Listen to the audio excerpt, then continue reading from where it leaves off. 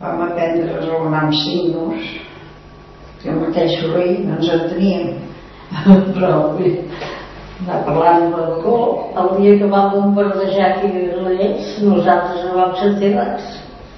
Si ens la tiren a nosaltres ens maten i no sentim res, Amb el soroll dels telers, per això tot som sords, els que hem treballat a la fàbrica. Els que treballaven a Nadal, que feien rodets, que feien bitlles, doncs aquests no tenien soroll. I aquestes van baixar plorant i nosaltres tan tranquil·les. Perquè no vam sentir res. Si ens la tiren ens maten i mira, no haguéssim sentit res. I ella sí que feia molt soroll i els telers, elles ploraven. Les vítules d'allò, les llançadores d'un cantó a l'altre, de vegades saltaven.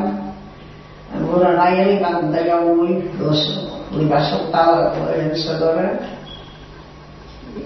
i encara és viva, encara aquella de Can Joia, així.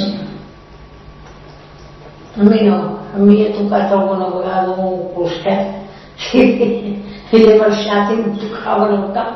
Però una vegada només. Feia aquella punxeta. Si em toca bé. Perquè portava allò aquella punxa que era de ferro, la llançadora era de fusta, però la punta era de ferro. I la pantalla, si picava, anava teixint la roba. I era maco ja, I per quina raó saltava la llançadora? Que es devia embolicar poder amb algun fil o alguna cosa i sortia per la vista. El taler era que no anava bé. Molt havia d'haver 4 mestres, arreglar el taler.